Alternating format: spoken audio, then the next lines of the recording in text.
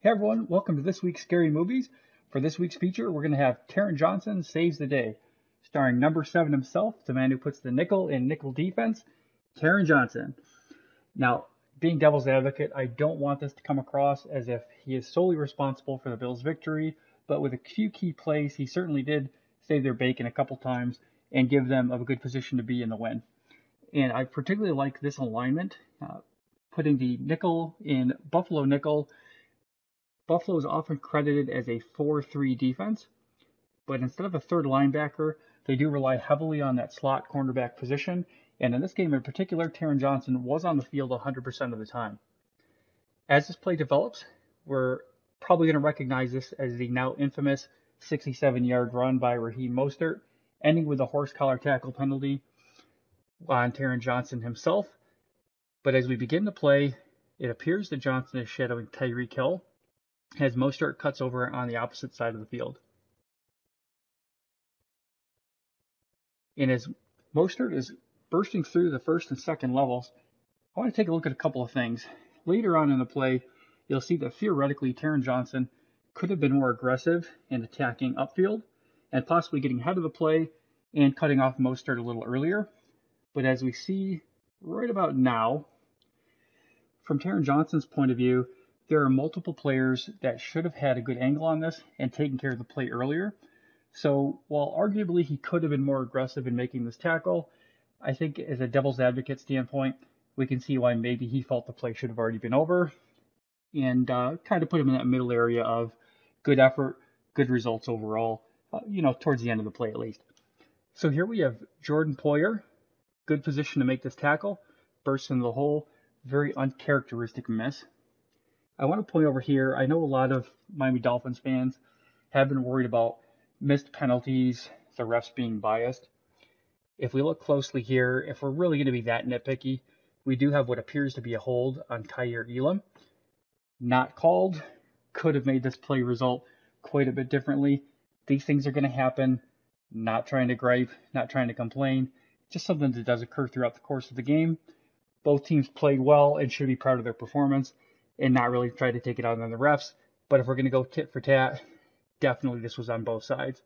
So as we continue our play, we do see that Elam and Poyer are sliding off of Mostert, but AJ Epinesa and Damar Hamlin are both in position to make this. Epinesa reaches, has an arm around, goes to punch the ball out, doesn't work. Damar Hamlin gets his shot, doesn't work.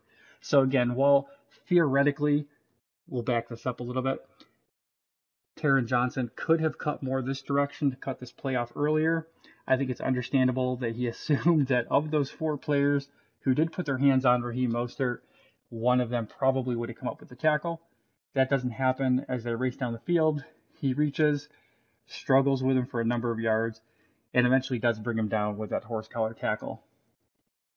Now, if you're paying attention to the play-by-play, or checked out my penalty recap earlier this week, you'll see the play ended at about the 8-yard line. Because this is half the distance to the goal, it is credited as 4 yards. Without this tackle, though, this is a touchdown. The Bills do make a stop, save 4 points. 4 yards for 4 points is a trade I think any player in the NFL would make. As we continue, this is the first play of the fourth quarter.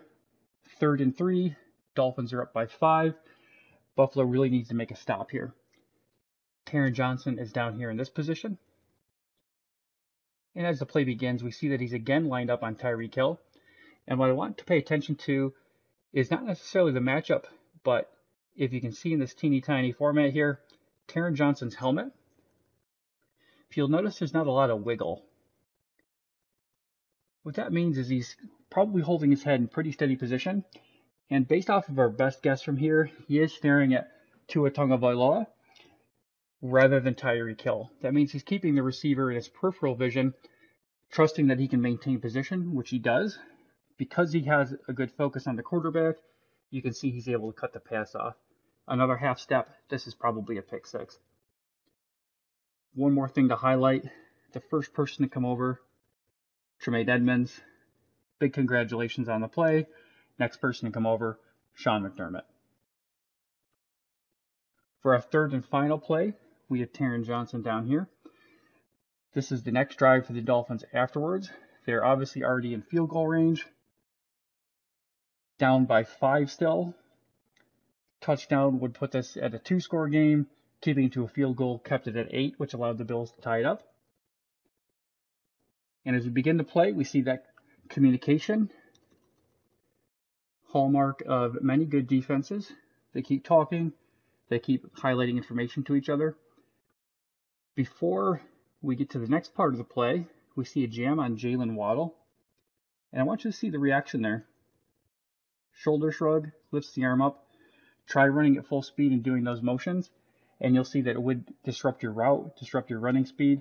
I would call that an effective jam at the line. And then on top of that, we have the ball just coming out of Tua's hands towards Durham Smythe over here. This is a 3rd and 1. Dolphins do not have to get a lot of yards to make this successful, but as you can see in our next slide, Johnson is already driving towards the ball, barely towards its destination, and Johnson's already reacting. I'm going to pause there, and actually, rather than pause, I'm going to show that a couple times. Great hit to the hip. Perfect way to take out somebody who's larger than you are. Hitting the hip with that impact will jam the leg on that side towards the ground and make it very difficult for the person to move. 2 yards behind the line of scrimmage. Stopping the person's ability to move is obviously going to be a good thing. You do see Smythe try to turn that leg around so he can free and get that 1 yard that he needs. Taron Johnson's reaction is a gator roll, textbook form, gets him to the ground. This is why the Bills can get away with a Taron Johnson-sized corner rather than a 3rd linebacker, because he hits, form tackles, does a phenomenal job. That backpedal is the perfect way to end this. Thank you for watching. Don't forget to like, subscribe, swear at me, whatever suits you. Check out more great content on BuffaloRumblings.com, and we'll see you again next week.